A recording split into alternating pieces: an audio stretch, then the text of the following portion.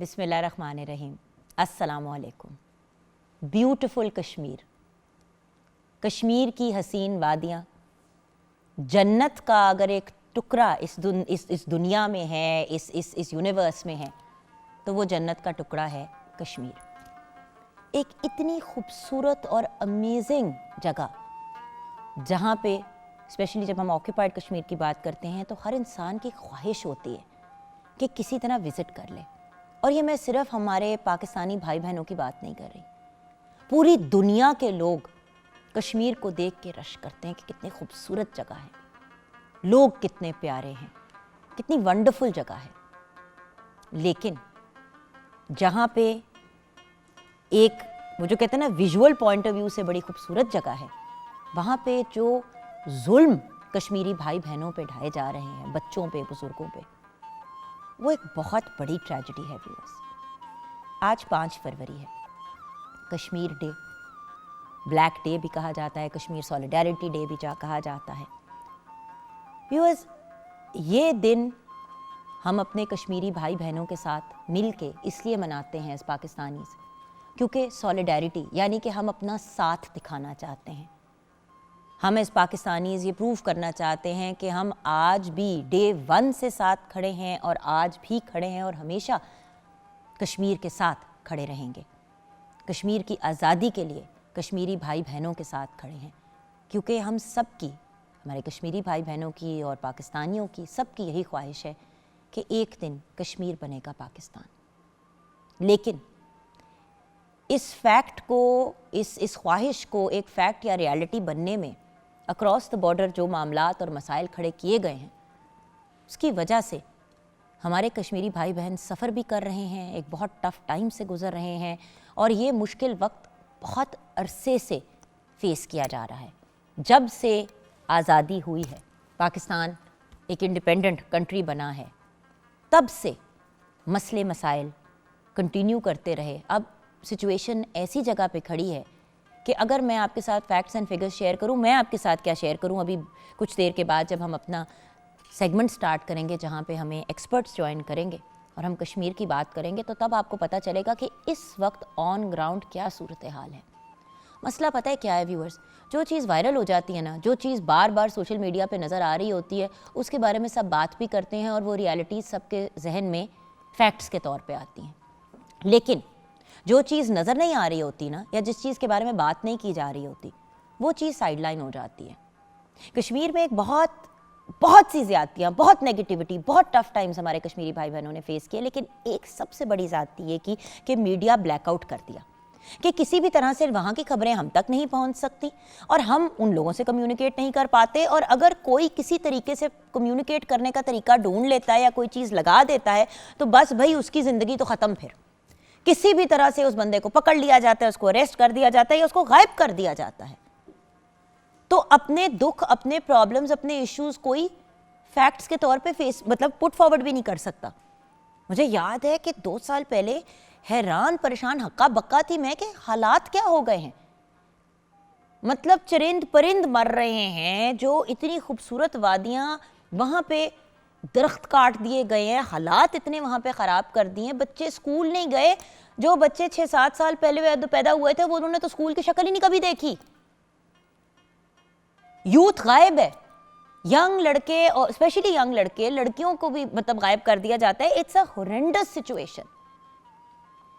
صرف 5 فروری کو یا سرٹن جو اسپیسیفک ڈیز ہیں ان پہ ہم کیوں بات کرتے ہیں؟ کشمیر سے تو ہمارا پیار پورا سال 24 گھنٹے ہر سیکنڈ ہر منٹ ہمارے دلوں میں ہے. تو ویورز، آج ہم کشمیر پہ بات تو کریں گے لیکن میری آپ سے ریکویسٹ ہے کہ پلیز کنٹینیوسلی اس پہ بات کریں. دیکھیں اسپیشلی جو انفلوئنسرز ہیں، جو میڈیا پرسنالٹیز ہیں، please keep talking about Kashmir تاکہ انٹرنیشنل جو تنظیمیں ہیں، جو انٹرنیشنل ادارے ہیں اور جو انٹرنیشنل لیول پہ ڈفرینٹ جگہیں ہیں، دیکھیں ہم کتنی جگہوں کے بارے میں آواز اٹھاتے ہیں. کسی ایک بچی، کسی ایک بچے کے ساتھ، کسی بڑے کے ساتھ کوئی بری چیز ہوتی ہے، ہم اس کے بارے میں چیزیں وائرل کر دیتے ہیں. تو کشمیر کیوں نہیں؟ We have to talk about Kashmir. دیکھیں اسٹیٹ چینل پہ تو ہم کنٹینیوسلی بات کرتے ہیں. آئی نو دس فار اے فیکٹ کیونکہ میں کام کرتی ہوں یہاں پہ. اور مجھے پتہ ہے کہ نظر سے کیا بات گزرتی ہے کیا نہیں گزرتی، لیکن پرائیویٹ سیکٹر کو بھی جاگنا چاہیے، ہر بندے کو جاگنا چاہیے. کشمیر کسی ایک ادارے، کسی ایک شخص، کسی ایک انڈیویجول کی پرابلم نہیں ہے، یہ ہماری ایز ہیومن بینگز، انسان ہونے کے ناطے ایک پرابلم ہے جس کو ہم نے ریزالو کرنا ہے. کتنی دیر سے یہ لوگ تکلیف سے گزر رہے ہیں، اذیت سے گزر رہے ہیں، بچے تعلیم یافتہ نہیں ہیں، میڈیکل فیسلٹیز نہیں ہیں، ہر طریقے سے، ہر اینگل سے. کرفیوز کی وجہ سے لوگ گھر سے نہیں نکل پا رہے. اکراس دا بارڈر سے لوگ جو ہیں وہ ہندو کمیونٹی کو کشمیر میں شفٹ کر رہے ہیں اور ان کو پیسے اور ان کو بینیفٹس دے رہے ہیں کہ جی آپ وہاں پہ جائیں، اپنے پوری فیملی، اپنا پورا وہاں پہ سیٹ اپ لگائیں، ہم آپ کو بینیفٹس دیں گے. ان بینیفٹس کو پے کریں گے. کیوں دیا جا رہا ہے؟ تاکہ جب وہاں پہ تعداد نان مسلمز کی زیادہ ہو جائے گی، ہندو کمیونٹی کی زیادہ ہو جائے گی، اور ان کو بٹھایا ہی اس ایجنڈے کی وجہ سے ہے، تو جب کبھی بھی بات الیکشن پہ اور ووٹنگ کی طرف گئی تو وہاں پہ ہندو اکثریت ہوگی، تو کشمیر جو ہے وہ پھر پاکستان کا حصہ نہیں بن پائے گا، اللہ نہ کرے. سو ویورز، یہ وہ ریالٹیز ہیں جن کو ہمیں فیس کرنا ہے. دیکھیں، ہم جب بھی کسی مشکل وقت سے گزرتے ہیں، ہمارے ہمسائے ملک، ہمارے نیبرز، ہمارے پیارے بھائی بہن ہمارے ساتھ کھڑے ہوتے ہیں. ٹرکی کو دیکھ لیں، چائنا کو دیکھ لیں، کتنے ممالک ہیں جو ہمارے ساتھ سٹینڈ لیتے ہیں. تو ہمارے کشمیری بھائی بہنوں کو ہماری ضرورت ہے، ہم نے سٹینڈ لینا ہے، ہم نے ان کے لیے آواز اٹھانی ہے، کیونکہ وہ اپنی آواز اٹھا ہی نہیں پا رہے، کیونکہ کوئی اٹھانے نہیں دے رہا. پلیز ویورز، میری آپ سے ریکویسٹ ہے، کشمیر کے ایشو کو اتنا ہی سیریسلی لیں جتنا وہ ایشو سیریس ہے، اور اس کے اوپر ایفرٹس کرنے کی ضرورت ہے.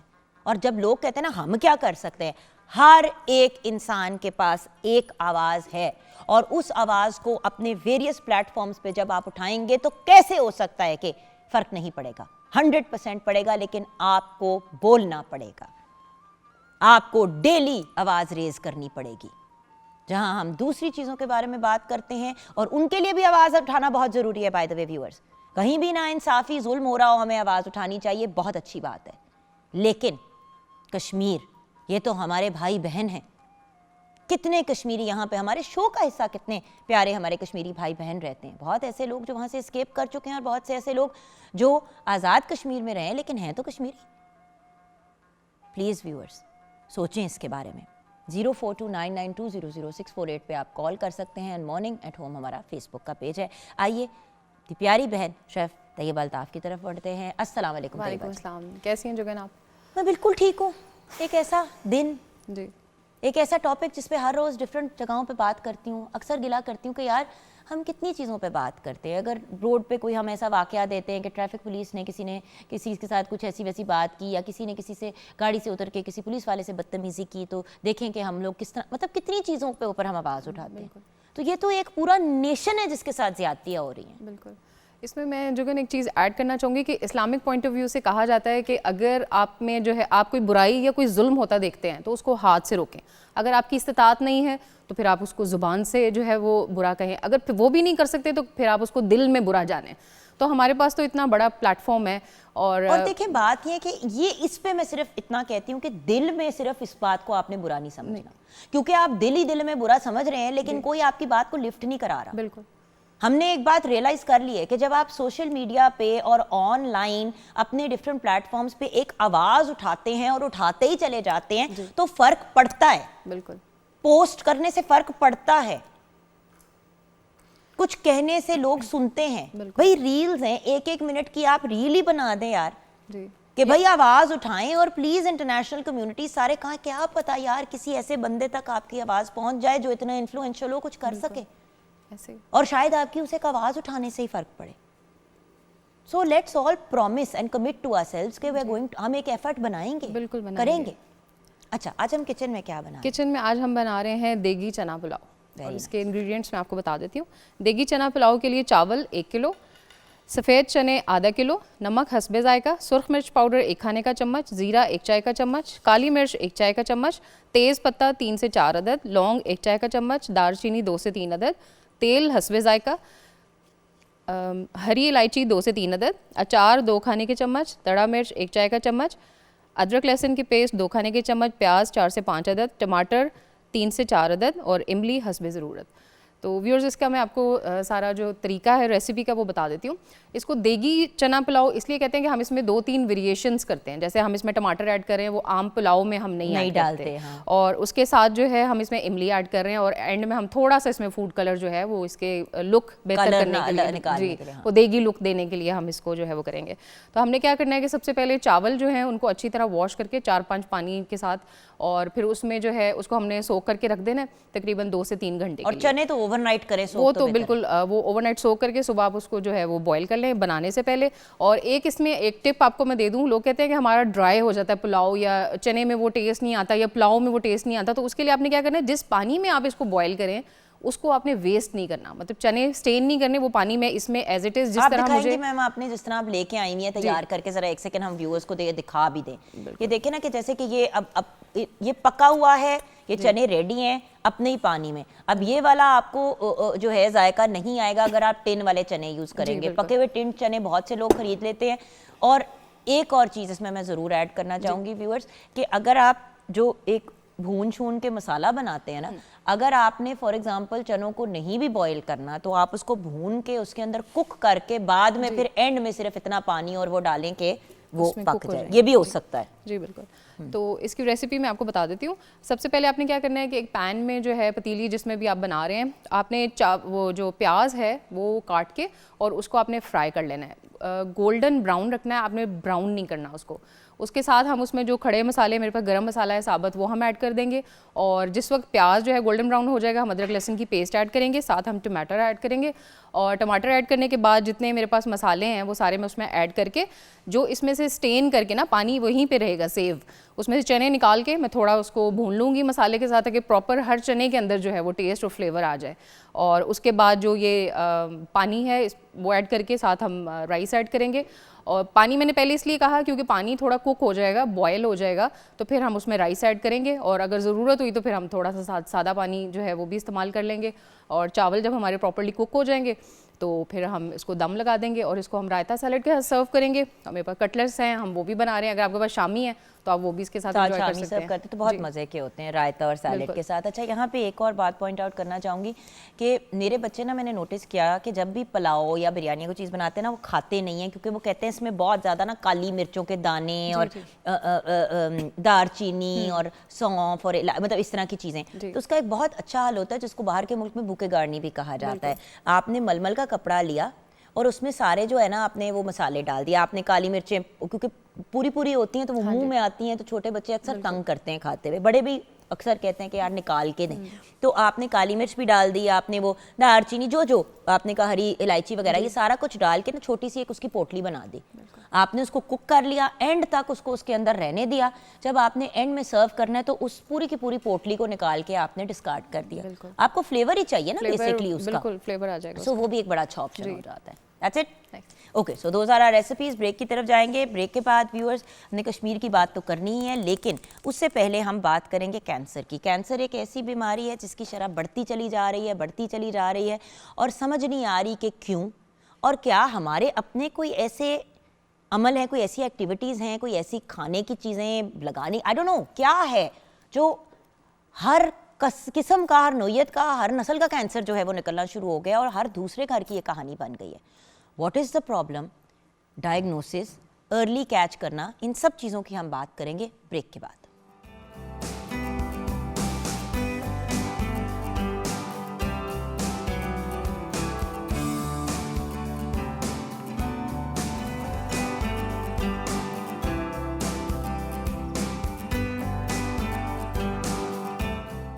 Welcome back from the break viewers. Professor doctor Shahryar हमारे साथ हैं। आप रिटायर्ड प्रोफेसर ऑफ ऑन्कोलॉजी हैं at the king Edward medical university, founder हैं of the cancer care hospital जो बेसिकली 100% फ्री ट्रीटमेंट देता है कैंसर पेशेंट्स को। अस्सलाम वालेकुम डॉक्टर साहब। जी वालेकुम सलाम। डॉक्टर साहब, सबसे पहले और सबसे अहम सवाल जो हर बंदा आजकल पूछ रहा है एक दूसरे से कि यार ये क्या मसला है, माएँ, औरतें स्पेशली घरों की बड़ी परेशान हैं, क्योंकि मतलब ऑब्वियसली आपको, स्पेशली अगर आप होम मेकर हो तो आपको अपनी वाकई फ्रेंड्स वगैरह से गप लगाने का मौका मिलता है, पता चलता है जी फलां के बेटे को खुदा न खास्ता कैंसर हो गया, فلاں کی بچی ہے 2 سال کی، اس کو لیوکیمیا ہو گیا ہے، فلاں کا انکل ہیں وہ 60 سال کے ہیں، ان کو پروسٹیٹ کینسر ہو گیا ہے، فلاں آنٹی جو ہیں وہ 85 کی ہیں بٹ ان کو 3rd اسٹیج بریسٹ کینسر ہو گیا. کچھ سمجھ نہیں آ رہی کہ پہلے تو ہوتا تھا کہ کینسر 40 سال کی عمر کے بعد چیک کرنا چاہیے، اب تو ہر بندے کو کینسر ہو رہا ہے. جی یہ آپ کی بات درست ہے کہ کینسر کی مریضوں کی تعداد میں اضافہ ہو رہا ہے. جب ہم اس کو گلوبل اسپیکٹرم پہ دیکھتے ہیں تو پوری دنیا میں یہ پرابلم ہے. دنیا بھر میں کینسر کے مریضوں کی تعداد میں اضافہ ہو رہا ہے.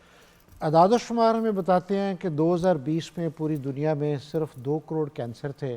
اگلے 10 سال میں یہ تقریباً 3.5 کروڑ کینسر ہو جائیں گے.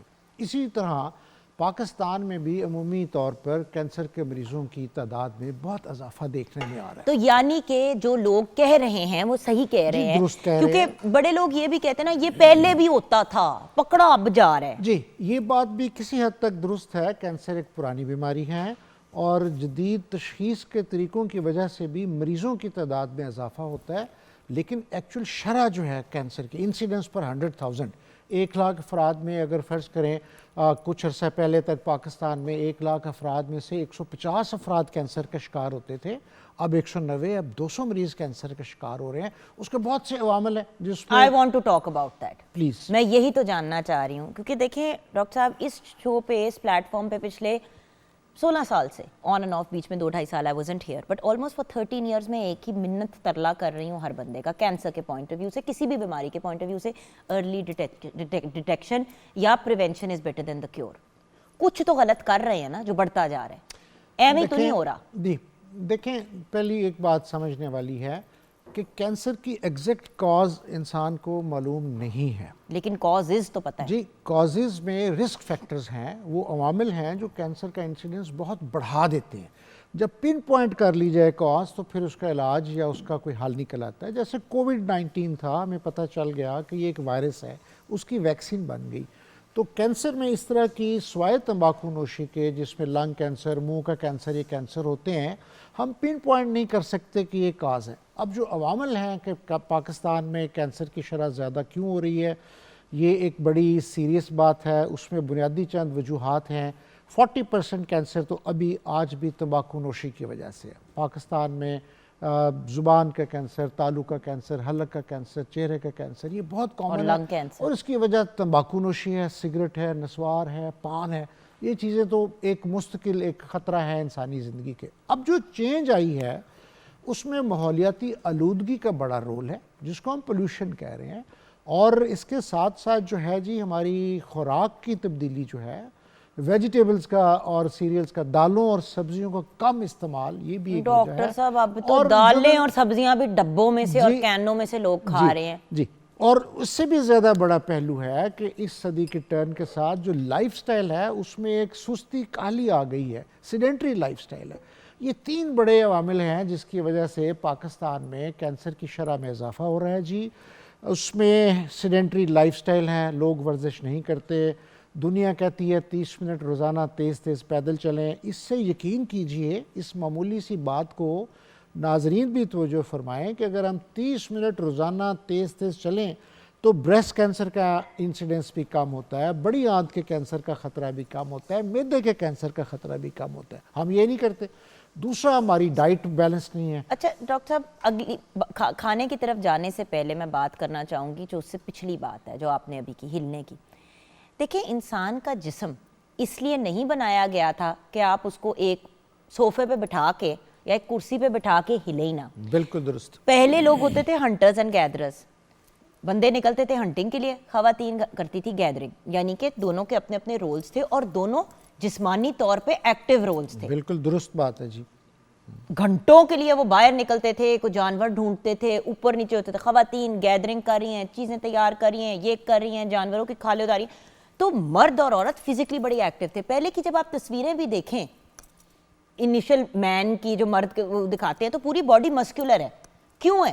کیونکہ وہ اپنے جسم کے مسلز جن کا کام ہے استعمال کرنا ان کو یوز. بالکل درست فرمایا آپ نے. ہنٹرز اور گیدرز تو بہت پرانی بات ہے. صرف چند دہائیاں پہلے جب ٹریکٹر نہیں تھا تو کسان جو اپنے کھیت کی کاشت کرتے تھے ہل کے ساتھ، اس میں تقریباً 1 ایکڑ ہل چلانے کے لیے ایک آدمی کو 9 کلومیٹر واک کرنی پڑتی تھی. تو ڈاکٹر بات گھوم پھر کے وہیں آتی ہے کہ ہمارے معاشرے میں پاکستان کا معاشرہ بڑی تیزی سے اربنائز ہو رہا ہے, وہیکل موٹر ٹرانسپورٹیشن آ چکی ہے, لوگ پیدل چلنے سے کتراتے ہیں اور لوگ تھوڑا تھوڑا فاصلہ بھی موٹر سائیکل کار پہ طے کرتے ہیں. اور پھر کہتے ہیں وزن کا, ڈاکٹر صاحب یہ جو رونا ہوتا ہے کہ یار ہم تو کچھ بھی نہیں کھاتے لیکن وزن بڑھتا چلا جا رہا ہے. او بھائی آپ کے جسم کو اگر فار ایگزامپل 1800 یا 2000 کیلریز چاہیے تو وہ تب چاہیے اگر آپ ہل جل رہے ہیں, اگر آپ لاش بن کے پڑے ہوئے ہیں. بالکل صحیح ہے, 2000 کیلریز آپ برن کریں گے تو 2000 کیلریز کھائیں گے تو وزن آپ کا متوازن رہے گا.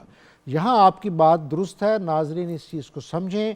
کینسر سے بچاؤ, اس کے علاوہ بہت سی دل کی بیماریوں سے بچاؤ, ڈائبٹیز سے بچاؤ اسی صورت میں ممکن ہے کہ معاشرے میں یہ صحت مند رجحان ہو کہ لوگ ورزش کریں اور کم از کم 30 منٹ روزانہ پیدل چلیں, ہفتے میں 5 دن, 5 days a week brisk walk. اور یہ آپ کو منیمم بتایا جا رہا ہے. اچھا پھر آپ کھانے کی بات کرے تھے. اچھا جی, کھانے میں یہ ہے کہ کیونکہ دیکھیں بچوں کو بھی, اب دیکھیں 2 سال کے بچے کو اگر کینسر ہے انہیں کنی کو خوراک کھائیے. دیکھیں نہیں, بچوں میں کینسر کی وجوہات جو ہیں عمومی طور پر ان کے اندر جینیٹک ڈی این اے چینج ہوتی ہے, ان کا خوراک کا یا انوائرمنٹ کا افیکٹ. چلے پھر بچوں کی طرف ہم آتے ہیں, صرف پہلے جو بڑوں کے لیے بڑوں میں جو خوراک ہے جی, اس میں جو گرین ویجیٹیبلز ہیں اور دالیں ہیں اور سبزیاں ہیں, سیلڈ ہے, اس کا استعمال لازمی کریں. اس سے بڑی آنت کا کینسر ڈیفینیٹلی کم ہوتا ہے, دیگر دوسرے کینسر بھی کم ہوتے ہیں.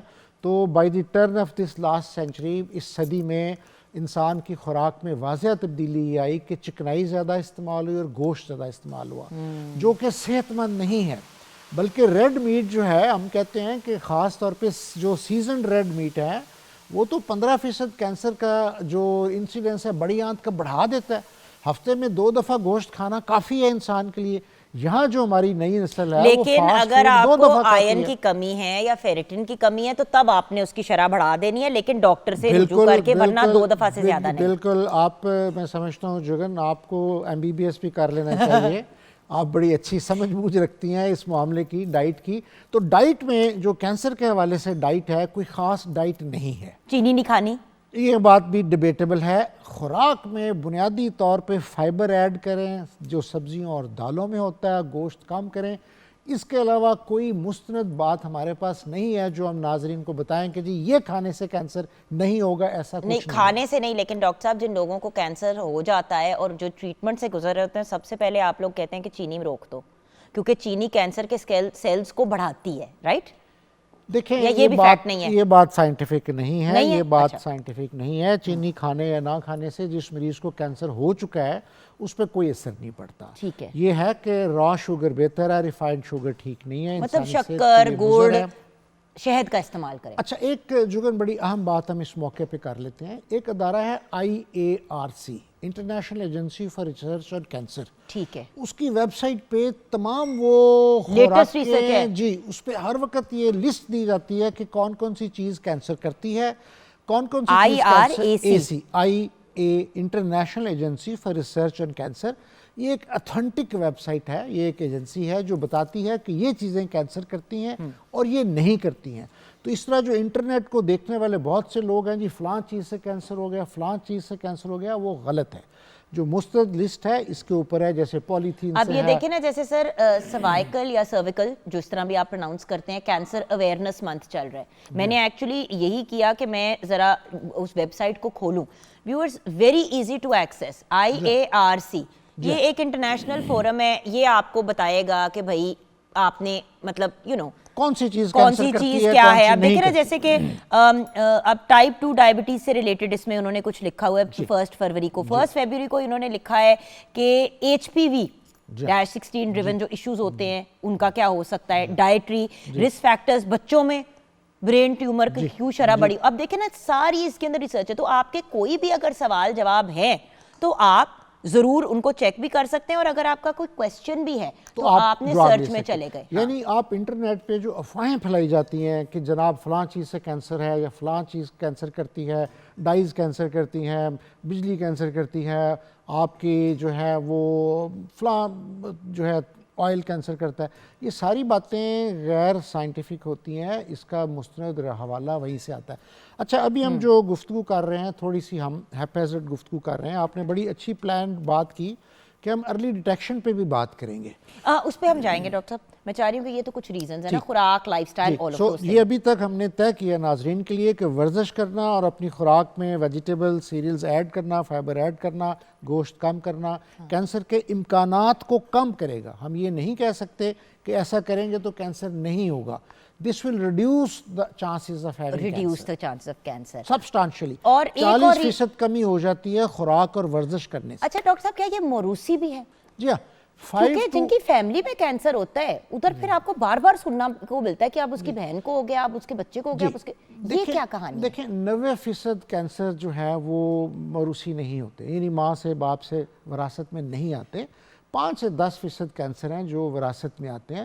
اس میں سب سے بڑا جو رسک ہوتا ہے وہ بریسٹ کینسر کا ہے, اووری کے کینسر کا, یہ وراثت میں آ جاتے ہیں. اسی طرح بڑی آنت کا کینسر ہے, وہ بھی وراثت میں آتا ہے. کچھ قسمیں میدے کے کینسر کی یا prostate cancer runs in families. لیکن سب سے اہم موروثی کینسر جو ہے وہ بڑی آنت, اووری اور بریسٹ کا کینسر ہے. لیکن یہ 5% ہوتا ہے. لیکن دیکھیں ڈاکٹر صاحب, اب آپ کو جیسے ویسٹ میں آپ دیکھیں ویورز کہ اگر کسی کی فیملی میں کینسر کی ہسٹری ہے تو وہ ایک سرٹن سٹیج اور ایک سرٹن ایج پہ اپنے ہر سال یا ہر 6 مہینے بعد ٹیسٹ کراتے رہتے ہیں, یا ایٹ لیسٹ ایک بڑا مہنگا ٹیسٹ ہوتا ہے کوئی, وہ کراتے ہیں اور اس سے پتہ چل جاتا ہے کہ کیا ان کی باڈی میں پوٹینشیل ہے آگے کینسر ڈیولپ ہونے کا, پھر لوگ اس حساب سے کر لیتے ہیں. بٹ یہ تو بڑی مہنگے نسخے ہیں ڈاکٹر صاحب. نہیں, یہ مہنگے نہیں ہے. دیکھیں یہ آپ بات کر رہی ہیں کینسر اسکریننگ کی.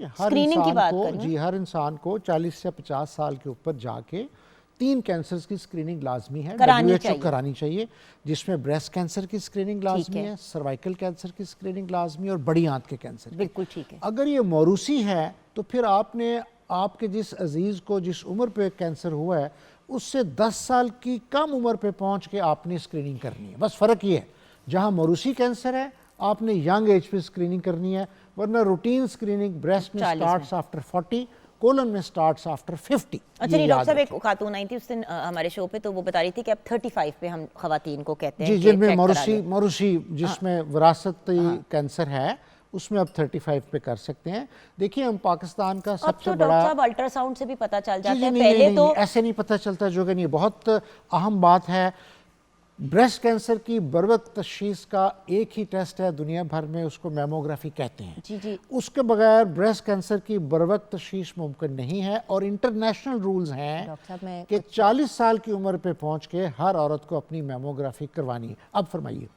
میں یہ کہہ رہی تھی کہ اگر گلٹی فیل ہو تو اس چیز سے جو لوگ ڈرتے ہیں کہ ہم نے میموگرام کرانا ہے, چھوٹی بچیوں میں یوزلی جب گلٹی کی بات آتی ہے تو مائیں اکثر لے کے نہیں جاتی ہیں کہ یہ ایک ایشو ہوگا. تو اب گائنیکالوجسٹ اور جو اس طرح ایکسپرٹس ہوتے ہیں وہ پہلے الٹرا ساؤنڈ کر کے تھوڑا بہت کر کے پھر آپ کو بتا دیتے ہیں کہ آپ کو میموگرام کی ضرورت ہے کہ نہیں, مگر گلٹی سے ڈرنا نہیں ہے. میرا پوائنٹ یہ میں ریز کرنا چاہ رہی تھی. آپ یہ بڑی اویئرنیس کر رہی ہیں کہ عورتوں میں بریسٹ کینسر کی گلٹی کسی بھی عمر پر ہو اس کو اگنور نہیں کرنا, خاص طور پہ جب آپ 35 کے قریب پہنچ رہے ہیں. اور الٹرا ساؤنڈ بڑا اچھا ٹول ہے, پہلا سٹیپ ہے جس میں آپ کو کافی علم ہو جاتا ہے. لیکن 40 سال سے کم عمر کی عورتوں میں الٹرا ساؤنڈ ہی استعمال کرتے ہیں تشخیص کے لیے. میں وہی بات اس کی طرف آ رہی تھی کہ جو گھبرا جاتے ہیں نا لوگ, کیونکہ میموگرام کا ڈاکٹر صاحب جب سنتے ہیں نا لوگ تو ان کو لگتا ہے پتہ نہیں کیا ہوگا. ویورز انکمفرٹیبل, میں نے بھی کرایا ہوا ہے, انکمفرٹیبل ضرور ہے لیکن اس طرح سے کوئی اذیت ناک یا کوئی مطلب کسی سرجری سے 100 گنا زیادہ کمفرٹیبل ہے, اور مطلب اتنا کوئی لمبا پروسیجر بھی نہیں ہے. تو میری ریکمنڈیشن آپ کی بہن, آپ کی امی, آپ کی آنٹی جو بھی ہوتے ہوئے ایک یہ ہے. یہاں پہ بریک کی طرف جائیں گے. بریک کے بعد جب واپس آئیں گے تو ڈاکٹر صاحب نے کہا بچوں کا ریزن کچھ اور ہوتا ہے. بڑا دکھ ہوتا ہے ویور جب پتہ چلتا ہے کہ 2 سال کے بچے کو بلڈ کینسر ہو گیا, اور کون سے کینسر چھوٹے بچوں میں بڑے کامن ہوتے ہیں, اس پہ بھی بات کریں گے. اینڈ دین ہم ارلی ڈیٹیکشن کی طرف آئیں گے اور اس کے اوپر تھوڑی ڈیٹیل میں بات کریں گے. اور اگر خدا نہ خواستہ کینسر ہو جائے تو کیا کریں.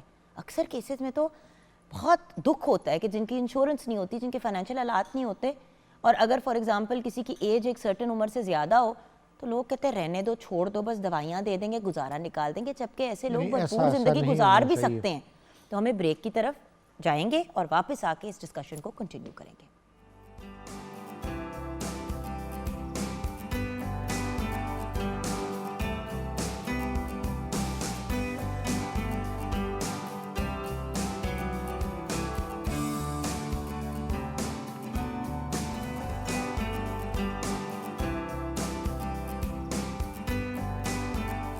جی ہاں ویورز، پروفیسر ڈاکٹر شہریار ہمارے ساتھ ہیں. ہم بات کر رہے ہیں کینسر کی، اور کیونکہ ڈاکٹر صاحب نے خود بھی ایک ہاسپٹل فاؤنڈ کیا ہے لاہور میں جس میں 100% فری ٹریٹمنٹ دے رہے ہیں، تو میں نے کہا کہ ڈاکٹر صاحب سے ہی ڈیٹیل میں آل راؤنڈ، کیونکہ ہم اکثر ویورز بات کرتے ہیں پروسٹیٹ کینسر کی اسپیسیفکلی کر لی، بریسٹ کینسر کی اسپیسیفکلی بات کر لی، کوئی دن آ گیا تو ہم نے اس پہ بات کر لی. میں ایکچولی آج چاہ رہی تھی کہ ویورز جنرلی کینسر پہ بات کریں تاکہ تھوڑی سی ہمیں گائیڈنس ہر پوائنٹ آف ویو سے ہو. ماؤتھ کینسر ویورز بڑی اذیتناک چیز ہے. اگر آپ کو تھروٹ اور ماؤتھ کینسر ہو جائے تو آپ کا تو سارا یہ والا ایریا آپ سوچے ویسٹ ہی ہو گیا اگر آپ نے رائٹ ٹائم پہ نہ پکڑا. جہاں چھوٹی سی شاید کوئی چیز ریموو ہونی تھی وہاں پہ پورا کا پورا آپ کا سسٹم زیرو ہو جاتا ہے. سو ویورز، آپ کو خوف زدہ نہیں کرنا ہم نے، لیکن آپ کو انٹیمیٹ ضرور کرنا ہے کہ بھائی کچھ برا ہونے سے پہلے رائٹ ٹائم پہ بہتر ہوتا ہے. اور اگر اوائڈ کر جائیں ایک چیز کو تو کیا ہی بات ہے، ایٹ لیسٹ آپ چیزیں تو ساری کریں نا. اس کے بعد بھی اگر خدا نخواستہ ہو جاتا ہے تو ڈیٹیکٹ صحیح ٹائم پہ ہو جائے. اچھا ڈاکٹر صاحب، بچوں کو کیسے اوائڈ کریں؟ 2 سال کا، 6 ماہ کا بچہ، 18 مہینے کا بچہ. جی بچوں میں کینسر اوائڈ کرنا ممکن نہیں ہے، کسی حد تک بروقت تشخیص کی جا سکتی ہے. نہیں، لیکن کیا ماں کے پیٹ میں ایسا کچھ ہوتا ہے؟ کیا باپ سے کوئی ایسی وہ چیز؟ پیدائشی زیادہ تر پیدائشی نقص لے کے پیدا ہوتے ہیں، یعنی جینز کے اندر ان کے ڈی این اے کے اندر تبدیلی، میوٹیشن ہو جاتی ہے، ان کے جینز میں تبدیلی ہوتی ہے، ان کے انوائرمنٹل ایفیکٹ نہیں ہوتا جیسے ایڈلٹس پہ ہوتا ہے. دلچسپ بات یہ ہے کہ اگرچہ دنیا بھر میں 4 لاکھ بچے تقریباً ہر سال کینسر کا شکار ہوتے ہیں، لیکن بچوں میں کیور ریٹ بہت اچھا ہے. اچھا، پاکستان میں جو بچوں کے کینسر ہیں اس میں برین ٹیومر بھی ہے، کڈنی ٹیومر بھی ہے، ریٹینوبلاسٹوما آنکھ کا ٹیومر بھی ہے، اور مطلب بلڈ ایسے کینسر. میں نے تو ایک دفعہ میں ایسا یوٹیوب پہ تھا ڈاکٹر صاحب، میری تو روح کانپ گئی. میں کسی بات پہ نا اپسیٹ ہوئی تھی، رو رہی تھی کہ فیملی ممبر کی طبیعت خراب تھی.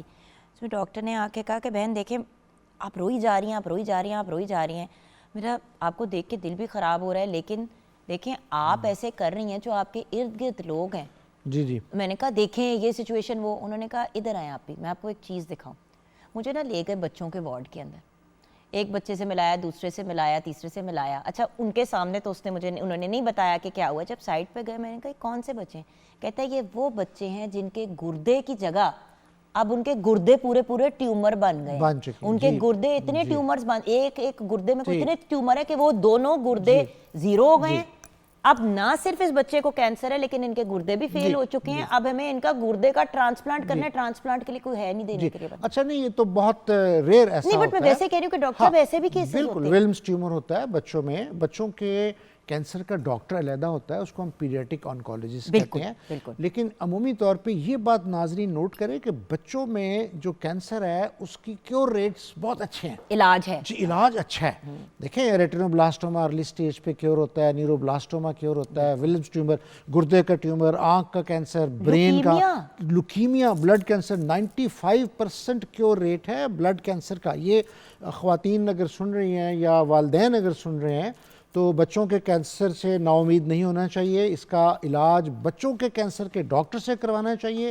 اس کے کیور ریٹس اچھے ہیں، بچوں میں قوت مدافعت اچھی ہے، بچے سخت کیموتھراپی بھی برداشت کرتے ہیں، ریزیلینٹ ہیں، ربڑ کی ہڈیاں ہیں اور جمپ کر دیتے ہیں. لیکن وہی والی بات ہے نا کہ ڈاکٹر صاحب رائٹ ٹائم پہ دیکھیں نا. اب آپ کو پتہ چل گیا کہ بچے کو یہ ایشو ہے، لوگ گھبرا جاتے ہیں. وہ کیا کہتے ہیں کہ چلو جی اس کو فلاں کے پاس لے جائیں گے، وہ ان پہ دم کر دیں گے. ضرور کروائیں، ضرور کرائیں دم، ضرور دعائیں.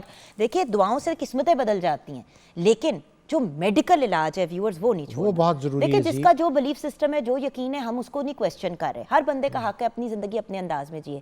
لیکن اگر گھر میں کوئی بچہ، کوئی بزرگ، کوئی ایسا انسان بیمار ہے اور آپ پیسوں کی گھبراہٹ کی وجہ سے ان کو ہسپتال نہیں لے کے جا رہے، دیکھیں گورنمنٹ ہاسپٹلز بہت بہترین علاج کرتے ہیں، بہت سے فری ادارے ہیں. آپ نے ایک فری ادارہ سٹارٹ کیا ہوا. لیکن دیکھیں یہ بات تھوڑی سی ویورز کو تکلیف دہ ہے، آپ کے لیے بھی تکلیف دہ ہوگی کہ دنیا بھر میں کینسر کے علاج میں مشکلات ہیں 2. ایک تو وسائل کم ہے، خاص طور پہ پاکستان میں کینسر کے علاج کے اسپتال نہیں ہے، خاص طور پر بچوں کے کینسر کے اسپتال نہیں ہیں. اور 3rd اور 4th سٹیج پہ تو پیشنٹ لیتے ہی نہیں ہیں. اور دوسری بات یہ ہے جی کہ جو کینسر کا علاج ہے وہ اتنا مشکل اور پیچیدہ ہے، مہنگا ہے اور ساتھ مشکل اور پیچیدہ ہے کہ عام آدمی کے لیے اس کا علاج کروانا ممکن نہیں ہے. سب سے بڑا اس صدی کا جو پرابلم ہے وہ یہ ہے کہ رائزنگ کینسر انسیڈنس ہے، کینسر کے مریضوں کی تعداد میں اضافہ ہو رہا ہے اور پاکستان میں اور دوسرے کم ترقی پذیر ممالک میں، انڈر پریولیج پور ریسورس کنٹریز میں کینسر کے علاج کی سہولیات نہیں ہے، بلکہ اس سال تو ایک کمپین ہے کہ ہم ارباب اختیار کو قائل کریں کہ مزید کینسر کے اسپتال کھولے جائیں۔ خاص طور پہ ہم جب موقع ملتا ہے ہم توجہ دلاتے ہیں کہ جنوبی پنجاب میں، بلوچستان میں، پاکستان کے دوسرے حصوں میں شہروں میں تو لوگ پہنچ جاتے ہیں، رہتے ہیں ارد گرد، وہ ٹھیک ہے، گاؤں دیہاتوں میں بڑی ضرورت ہے، اور ایسے علاقے میں جس کو فار ایگزامپل 6 یا 8 گاؤں لگ رہے ہو، ایسی جگہ پہ اگر آپ بنائیں تو کتنا فائدہ ہے پھر لوگوں کا۔ جیسے دیکھیں جنوبی پنجاب کی بہت سی آبادی ہے، وہ سینکڑوں میل طے کر کے علاج کے لیے لاہور آنے پہ مجبور ہیں، تو ایک فوری ضرورت ہے کہ جنوبی پنجاب میں کینسر اسپتال بنے۔ اسی طرح پورے بلوچستان میں ایک کینسر اسپتال نہیں ہے، ضرورت ہے کہ بنے۔ اب وہ بڑی دلچسپ بات ہے، تھوڑی سی ہٹ کے سب جگہوں پہ ضرورت ہے، اور ایک کافی نہیں ہے ویورز، وی نیڈ مینی۔ دیکھیں جیسے کہ ڈاکٹر صاحب نے کہا کہ ایک شرح بھی بڑھ رہی ہے، اور ویسے بھی جب شرح نہیں بھی بڑھ رہی تھی تو تب کم تھے وسائل، تو وہ بڑھتی جا رہی ہے اور وہ وسائل بھی کم ہوتے جا رہے ہیں۔ اگلی بات اس سے متعلقہ، اس سے جڑی ہوئی بات یہ ہے کہ کینسر کا علاج ایک عام آدمی کی بساط سے باہر ہے۔ کینسر کے علاج کو فری کرنا انتہائی ضروری ہے، یہ حکومتیں ذمہ داری اٹھائیں، یا جیسے ہمارا ٹرسٹ ہے کینسر کیئر اسپتال، ہم نے ایک بہت بڑا کینسر اسپتال بنایا، اس کا مطمع نظر یہی تھا کہ کینسر کے علاج کو فری کر دیے جائے، ہم نے اپنی حد تک تو فری کر دیا۔ بٹ دیکھیں نا ڈاکٹر صاحب، وہی والی بات نا جو اکثر ویورز بھی جس بات پہ گھبراتے ہیں، اب ہمارے جاننے والوں میں ایک خاتون اپنے بچے کو لے کے آئیں، وہ جاب کرتی تھی لاہور میں، ان کا ہسبینڈ اور بچے ادھر گاؤں میں تھی، ایک بچے کا کینسر نکل آیا، پہلے تو 6 مہینے 8 مہینے اس نے کچھ نہیں کیا، بچے کی حالت بگڑتی گئی، اوبویسلی ڈاکٹر صاحب کینسر ہے، اٹس ناٹ کہ مطلب ٹھیک ہو جائے گا وہاں پہ دعائیں شوائیں۔ فائنلی اس کو کہا گیا کہ بھی لاہور شہر میں آ کے علاج کرائیں، لاہور شہر میں گورنمنٹ ہاسپٹل پہ علاج کرانا شروع کیا، لیکن اس بیچاری کو اپنے باقی بچے، اپنے ہسبینڈ اور خود بھی لاہور شفٹ ہونا پڑا، 6 مہینے یہاں پہ رکی، 6 کے 8 مہینے رکنا پڑا، وہ ٹائم گزارا، پھر واپس جا کے بچوں کا، باقی بچے اسکول میں نہیں، باقی بچے جو ہے توجہ نہیں مل سکی ڈاکٹر صاحب میں وہ بیچاری خاتون، اور دیکھیں وہ ایک working lady in the sense کہ کسی کے گھر میں جاب کرتی تھی وہ بچی، وہ خاتون۔ جگن آپ کا یہ پیغام بڑا درست ہے کہ بھی علاج کرانا چاہیے، دیر نہیں کرنی چاہیے، اور جو ہے اسپتال کو رجوع کرنا چاہیے، اور بچوں کا علاج جو ہے وہ کامیابی کی شرح جو ہے بہت علاج کے اندر آتی کیا کیا چیزیں ہیں، کیا کیونکہ لوگ ڈرتے ہیں علاج سے، بہت اہم سوال، کینسر سے زیادہ کینسر کے علاج سے ڈاکٹر صاحب ڈرتے ہیں۔ بالکل صحیح۔ اچھا، اس سے پہلے کینسر کے علاج کیا ہے، اس سے پہلے ایک بات ناظرین کو سمجھنی چاہیے کہ کینسر کی تشخیص جو ہے وہ جب تک انسان کے جسم کا کوئی حصہ، کوئی ٹیشو کاٹ کر سوئی سے نکال کر لیبارٹری میں نہ بھیجا جائے اور مائکروسکوپ کے نیچے بایوپسی اس کو کہتے ہیں، کینسر کی تشخیص بایوپسی کے بغیر ممکن نہیں ہے۔ پہلا انڈیکیشن مل سکتی ہے کسی اور چیز سے، پتہ آپ کو تب چلے گا جب آپ نکال کے اس کو ٹیسٹ کریں گے۔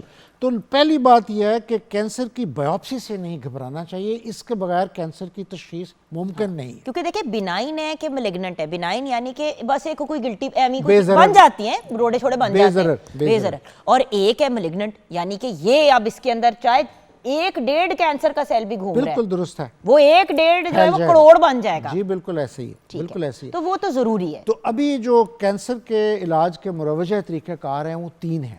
سالڈ ٹیومرز میں جو 95% سالڈ ٹیومرز ہوتے ہیں، برین کا، چہرے کا، پھیپھڑے کا، گردے کا، جگر کا، ٹیشو کا، اس کا بنیادی علاج 3 حصوں میں ہے۔ ایک ہے آپریشن، سرجری، جو مسئلے والا ایریا نکال دیا جائے، دوسرا ہے ریڈیشن، شعاعیں لگا کے تاپکر شعاعیں، تیسرا ہے ٹیکوں یا دوائیوں سے جس کو کیمو تھراپی کہتے ہیں۔ ڈاکٹر صاحب آپ تو سنا ہے کہ اورل کیمو بھی آ گئی ہے، اورل کیمو بھی آ گئی ہے، اور کیمو تھراپی کے بعد ٹارگیٹڈ تھراپیز آ گئی ہیں، امینو تھراپیز آ گئی ہیں، یعنی ادویات سے علاج میں بڑی پیش رفت ہوئی ہے، لیکن کیوریٹیو ٹریٹمنٹ جو ہے وہ بنیادی طور پہ سرجری اور ریڈیشن ہے۔ مثال کے طور پہ عورتوں میں بریسٹ کینسر بہت کامن ہے، بیچاری عورتوں کو ان تینوں علاج کے مراحل سے گزرنا پڑتا ہے۔ اب سرجری جو ہے وہ بڑی سرجری نہیں کی جاتی، عورتوں میں بریسٹ کینسر ہوتا ہے تو چھوٹا سا ٹکڑا نکال کے شعاعیں لگا دیتے ہیں، کیمو تھراپی دیتے ہیں یا ہارمون کی گولی، اور ٹھیک ہو جاتی ہے۔ اور ڈاکٹر صاحب دیکھیں پہلے کیا ہوتا تھا کہ پورا بریسٹ ریموو کرنا پڑتا تھا، اب ایک حصہ صرف نکالا جاتا ہے جتنا ہوتا ہے پرابلم آ رہا، لیکن اگین یہی پرابلم آ گئی کہ اگر آپ کو گلٹی محسوس ہوئی، آپ اگنور کرتی گئی، آپ رائٹ ٹائم مطلب بار بار اپنا کہا ہے نا کہ 40 سال کی عمر کے بعد چیک کرنا چاہیے، چلے 35 کہہ لیتے ہیں، 35 کہہ لیتے ہیں just to be on the safe side, any time after 35 اب آپ نے نہیں کرایا وٹ ایور، اب وہ گلٹی اتنی بڑی ہو گئی، پھر تو پورا کا پورا ریموو ہوگا اور آپ کے لمف نوڈز میں بھی چلا گیا، یعنی کہ ارد گرد کے ایریا میں بھی چلا گیا، بات یہ کہ ویورز اتنی سی گلٹی ریموو کرنا, اس کا علاج کرنا, چھوٹے ٹائم پیریڈ, واپس آنے کے بھی چانسز کم. جب اتنی بڑی گلٹی نکالنی ہے وہ بھی نکل آئے گی, اس کا بھی علاج ہو جائے گا.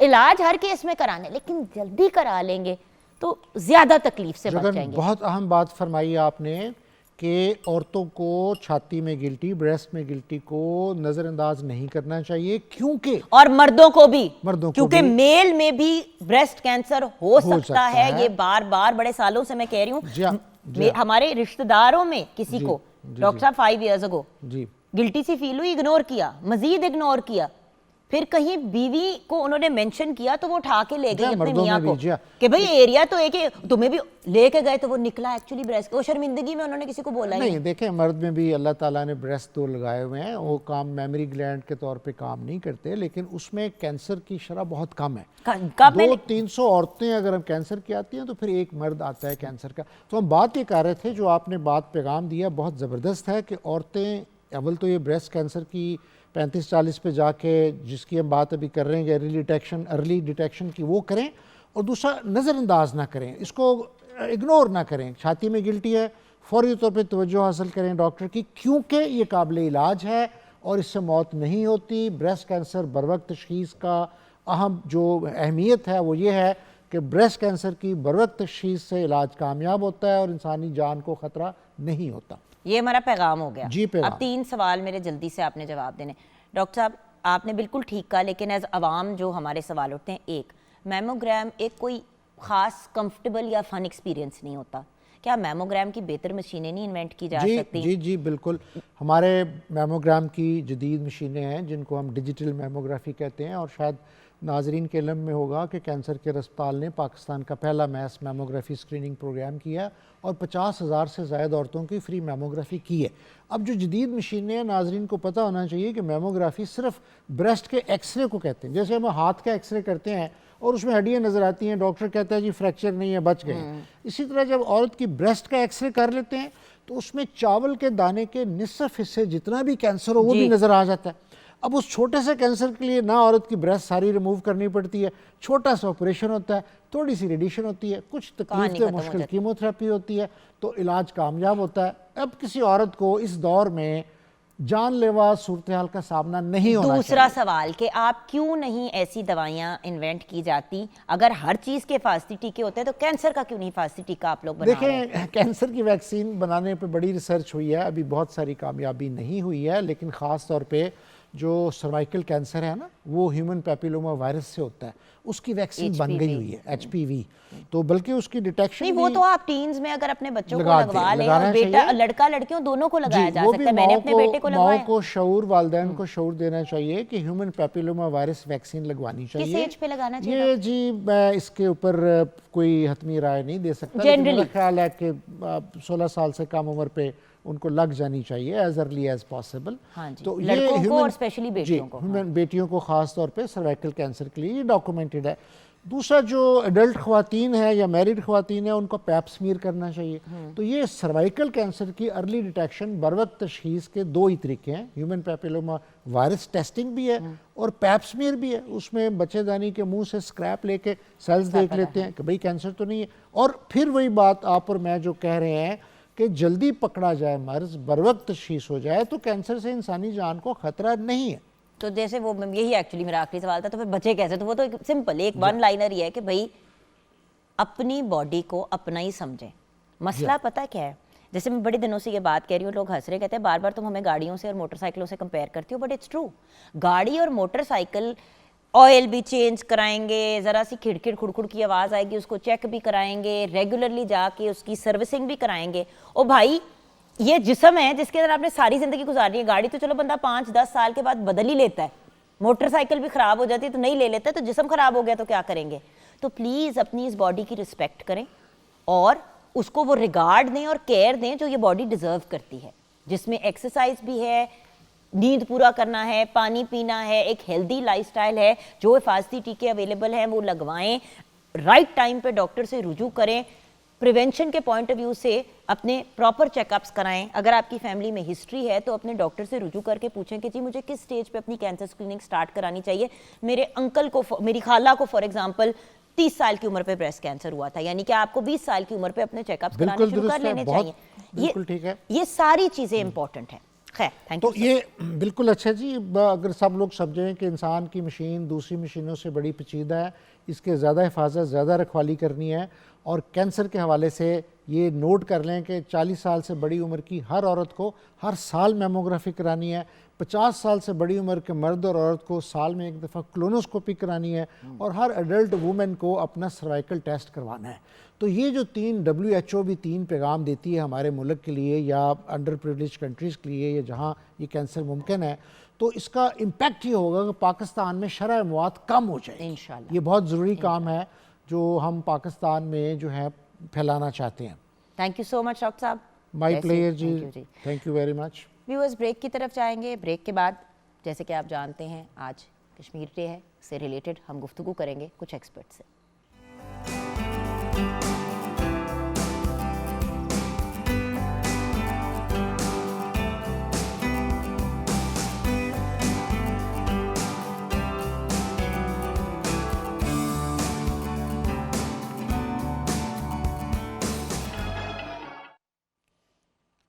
जी हाँ व्यूअर्स, हमारे साथ हैं डॉक्टर समीना कौसर। आप असिस्टेंट प्रोफेसर हैं कश्मीरियात department at the Punjab university. अस्सलाम वालेकुम मैम। और मैडम के साथ हमें ज्वाइन किया है, चेयरमैन है of the department of कश्मीरियात studies, Kashmir studies eight Punjab university Lahore, professor doctor Khwaja Zahid अजीज़। अस्सलाम वालेकुम। वालेकुम अस्सलाम व रहमतुल्लाह। आज के दिन की मुनासबत से बात करने से पहले हिस्ट्री पे जाना बहुत ज़रूरी है। जैसे कि हम अभी ब्रेक में भी बात कर रहे थे, मैं जो गिलाब से कर रही थी कि देखिए 20 साल के बच्चे को, 18 साल के बच्चे को कोई आइडिया नहीं है कि कश्मीर की हिस्ट्री क्या है। बस उसको पता है कि एक मामला, कोई मसला चल रहा है। और आई थिंक ये हमारी, मतलब कश्मीर में रहने वाले बच्चों को तो पता है कि क्या हो रहा है, लेकिन पाकिस्तान में बैठे हुए हमारे यंग जनरेशन को कोई आइडिया नहीं है कि क्या है। तो थोड़ा सा हिस्ट्री के ऊपर अगर हम नज़र डालें। जी डॉक्टर साहब। रियासत जम्मू कश्मीर 84,471 मरबा मील पर ये फैली हुई एक रियासत है जी, जिसकी तकरीबन 5,000 साल तारीख़ है, और मुख्तलिफ़ अदवार में मुख्तलिफ़ ख़ानदानों ने इस पर हुकूमत की। और सबसे अहम जो दौरानिया है वो है डोगरा अहद का, जब 16 मार्च 1846 को अंग्रेज़ों ने कश्मीर को फ़रोख्त किया और जम्मू के महाराजा गुलाब सिंह ने कश्मीर को ख़रीदा। ठीक है। और उस वक्त 75 लाख नानक शाही जो सिक्का राजुल वक्त था उसके तहत कश्मीरियों को बेच दिया गया। तो इस तरह यानी कि डोगरा हुकूमत की बुनियाद 16 मार्च 1846 को कश्मीर के अंदर डाली गई। तो ये तकरीबन 100 साल दौरानिया है कश्मीर के अंदर डोगरों का। और इसमें जो ख़ास करके जो जब हम बात करते हैं हरी सिंह के दौर की, जो 1925 से 1947 तक का दौर है, ये बड़ा एक अहम दौर है। यानी ये वो दौर है जिसके अंदर कश्मीर के अंदर कश्मीरियों के अंदर एक सियासी शऊर बेदार हुआ, और उन्होंने इस चीज़ की डिमांड की कि अब हमें महाराजा हरी सिंह से हर हाल में निजात हासिल करनी चाहिए। ठीक है। तो उसमें जो सबसे पहला जो स्टेप था वो 19 जुलाई 1947 की वो एक करारदाद है, जो कि उस वक्त की मुसलमानों की जो नुमाइंदा जमात थी, मुस्लिम कॉन्फ्रेंस, उन्होंने वो करारदाद पेश की, और उस करारदाद का नाम रखा गया करारदाद इलाके पाकिस्तान। करारदाद इलाके पाकिस्तान। इलाके पाकिस्तान। और ये करारदाद उस वक्त पेश की जा रही है जब पाकिस्तान अभी कायम नहीं हुआ था, क्योंकि पाकिस्तान 14 अगस्त 1947 को मरज़ वजूद में आ रहा है, और कश्मीरी अपना फ़ैसला 19 जुलाई 1947 को दे रहे हैं, और महाराजा हरी सिंह को ये बता रहे हैं कि हमने जो कश्मीर का इल्हाक है वो पाकिस्तान के साथ करना है। और आज इस बात को 76 साल हो गए हैं। कश्मीरी अपनी इज़्ज़तें, इस्मतें, इफ़तें पाकिस्तान के नाम पे लुटा रहे हैं, और उनका सिर्फ एक ही माटो है कि हमारी जो आखिरी मंजिल है वो सिर्फ पाकिस्तान है। और बात यही है कि at the end of the day ख्वाब और ख्वाहिश तो है, लेकिन उस लेवल पे मैडम आवाज़ नहीं उठाई जाती जिस तरह उठानी चाहिए। देखिए, हम as a state channel continuously हमारी कोशिश होती है कि हम ये बात करें, ڈفرینٹ پلیٹ فارمس پہ بھی ہم بات کرتے ہیں, آپ بھی کرتی ہیں سر, آپ بھی کرتے ہیں, کیونکہ ایک بات ہے. لیکن ینگ لوگوں میں ہم وہ جوش اور ولولہ کیوں نہیں دیکھتے جو ہمیں دیکھنا چاہیے؟ What is the reason? آپ کا اتنا بچوں کے ساتھ کمیونیکیشن ہوتا ہے میڈم, آپ کو کیا لگتا ہے؟ اصل میں میڈم یہ دیکھیں کہ بچوں میں اویئرنیس تب بھی آئے گی نا جب وہ چیز پرموٹ ہوگی, ٹھیک ہے نا. فار ایگزامپل اگر آج کرکٹ میں بچوں کا بہت زیادہ انٹرسٹ ہے, ہم ایک گیم کو ہی لیتے ہیں, ویسے تو ہمارا جو نیشنل گیم ہے ہاکی ہے, پر اگر آپ کرکٹ کو لیں تو ہر طرف ہر ایک اس میں جانا چاہتا ہے, کیونکہ اس کے لیے اس کو بہت زیادہ پرموٹ کیا جا رہا ہے. اسی طرح کشمیر کے حوالے سے بچوں میں اویئرنیس تب بھی آئے گی جب میرا جہاں تک خیال ہے کہ ہر یونیورسٹی میں, ہر کالج میں کشمیر کے حوالے سے, کشمیریات کے سبجیکٹ کے حوالے سے اگر کام کیا جائے, اس سبجیکٹ کو پروموٹ کیا جائے. بیسیکلی تو آپ ایک تعلیم کے ذریعے بچوں میں اویئرنیس لائیں گے نا, ایک ادارے میں آپ بچوں کو ایجوکیٹ کریں گے تو بچوں کو اس چیز کے بارے میں نو ہاؤ ہوگی نا. بالکل. تو دوسرا پاکستان کے اگر یہ ہم یوم یکجہتی کشمیر کے حوالے سے بات کرتے ہیں, 5 فروری کو یوم یکجہتی مناتے ہیں, تو پاکستان کے ساتھ اور کشمیر اور پاکستان کا یوم یکجہتی, تو آپ یہ دیکھیں کہ اللہ نے قدرتی طور پہ اس کو ایک یکجہتی کا عنصر اس میں پیدا کیا ہوا. وہ کس طرح کہ اگر آپ دیکھیں کشمیر کے ساتھ پاکستان کے تقریباً 11 سے 12 راستے ملتے ہیں.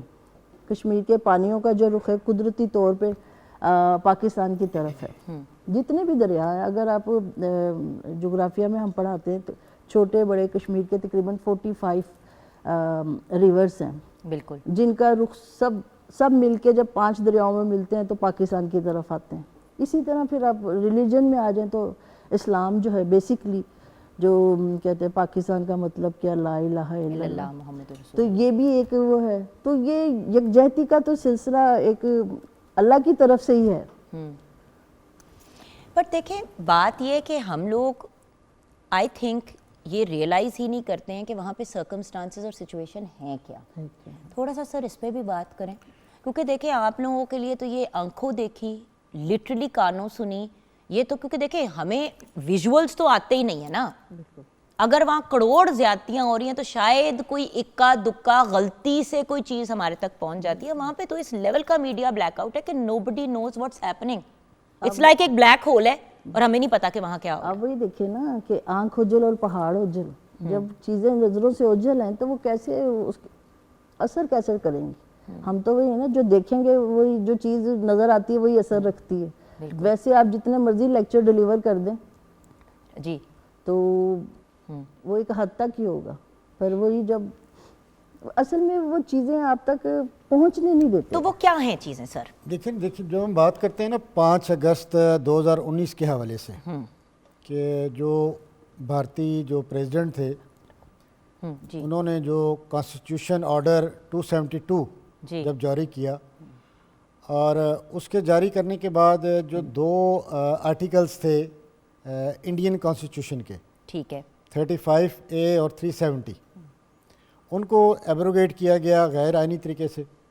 بالکل صحیح کہہ رہے ہیں آپ سر. اب ان کی ایبروگیشن کے بعد جیسے کہ آپ نے بات کی کہ وہ چیزیں سامنے کیوں نہیں آ رہی, ان کی ایبروگیشن کے بعد جو وہاں پر مسائل شروع ہوئے, آئینی بحران جو وہاں پیدا ہوا, کشمیریوں سے ان کی شناخت چھین لی گئی, ان کا جھنڈا لے لیا گیا, ان کا آئین ختم کر دیا گیا, ان کی خود مختاری کو بالکل ختم کر دیا گیا, اسمبلی ان کی ختم ہو گئی, ٹھیک ہے جی.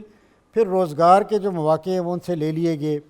پھر جو سب سے بڑا ان کو ایک پروٹیکشن تھی 1927 کا جو لا تھا ڈومیسائل کا, اس کو ایبروگیٹ کر کے وہاں پر 335 ہے. اچھا, بیسیکلی یہ 1927 میں ہری سنگھ نے یہ سٹیپ لیا تھا ڈومیسائل کا, کہ کوئی بھی غیر کشمیری کشمیر کے اندر آ کر اپنی زمین نہیں خرید سکتا.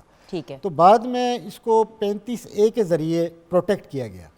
ٹھیک ہے. اب بھارتی جو پریزیڈنٹ تھے انہوں نے اس کو بھی ایبروگیٹ کیا, اور اس کے بعد یہ ہوا کہ وہ جو ایک پروٹیکشن تھی وہ ختم ہو گئی.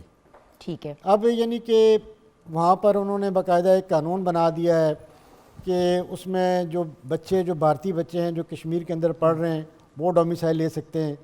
اس طرح جو وہاں جو فوج مقیم ہے یا جنہوں نے وہاں پہ سرو کیا ہے ایز اے فوجی، وہ وہاں پر ڈومیسائل لے سکتے ہیں۔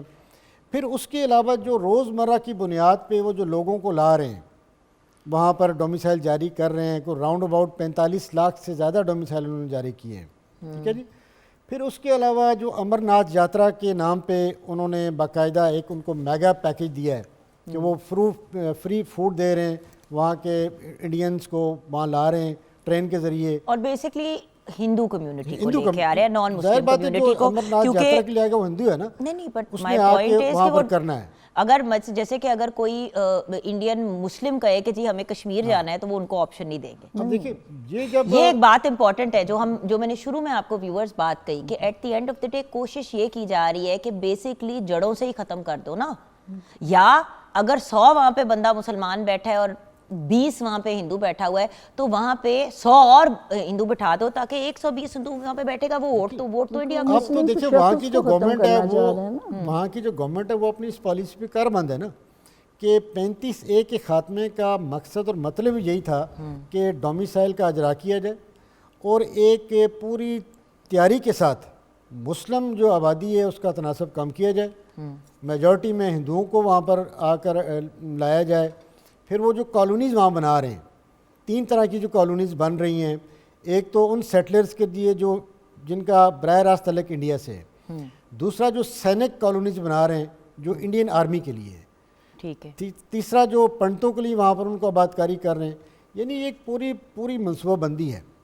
اب ان ساری ہول کیمپین جی ہاں کے زیرو پہ لے آئیں جی، اور اس ساری صورتحال کو جب سپریم کورٹ میں وہاں چیلنج کیا گیا، مختلف اپیلیں اس کے حوالے سے دائر ہوئیں، اور ہم سب نے دیکھا کہ 11 سپٹمبر 2023 کو جو بھارتی سپریم کورٹ کے 5 رکنی بینچ کا جو ڈیسیژن آیا ہے جو 352 پیجز پر محیط ہے، جس میں جو 2 جسٹس تھے، جسٹس کھنہ اور دوسرا ایک اور جسٹس ہے، انہوں نے ایڈیشنل نوٹس دیے ہیں اپنے، اور اس ڈیسیژن کے بعد ہم جو کشمیری جو ایکسپیکٹ کر رہے تھے کہ ایک متعصبانہ ڈیسیژن آنا ہے، کیونکہ ظاہر بات ہے جس طرح ماضی میں اگر ہم دیکھیں جو بھارتی سپریم کورٹ ہے اس نے جس طرح ماضی میں جو ڈیسیژن کیے ہیں، مثال کے طور پر ہم بات کرتے ہیں افضل گرو کے حوالے سے کہ جس کو 9 فروری کو انہوں نے سزائے موت دی، اور سپریم کورٹ نے یہ کہا جی کہ اس کے خلاف ہمیں کوئی الزام ملا نہیں ہے، لیکن چونکہ عوامی پریشر تھا تو اس لیے عوامی رد عمل کو دیکھتے ہوئے ہم نے اس کو سزائے موت دی ہے۔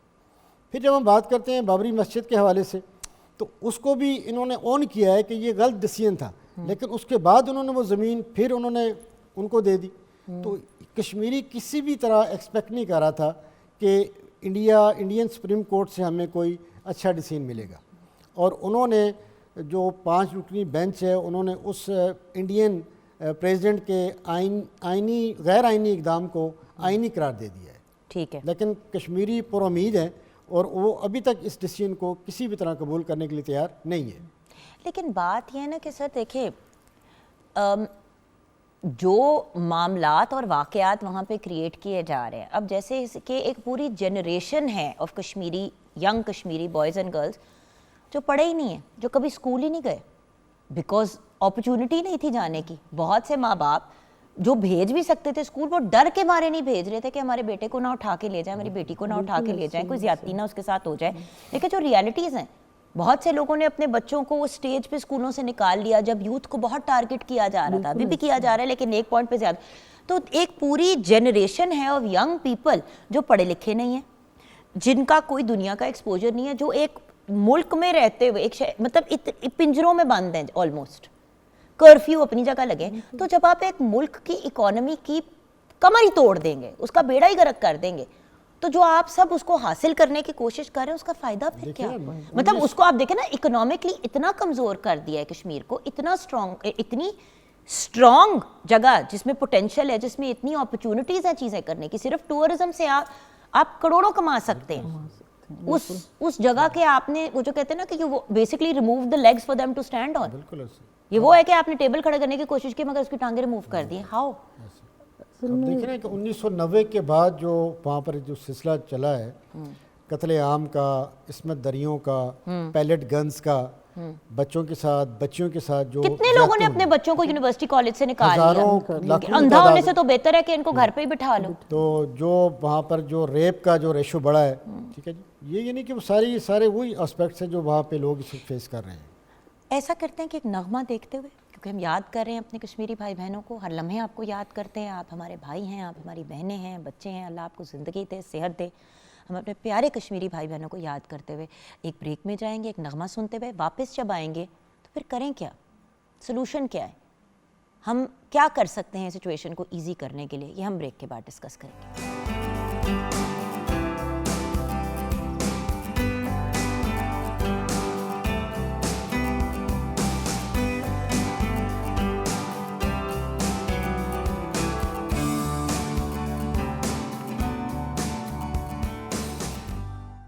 Welcome back from the break viewers. بہت سے سوال ابھی بھی ذہن میں ہیں, کشمیر سے ریلیٹڈ سوال بھی ہیں, خواہشات بھی ہیں, ہوپس بھی ہیں, ڈریمز بھی ہیں, ڈیزائرز بھی ہیں.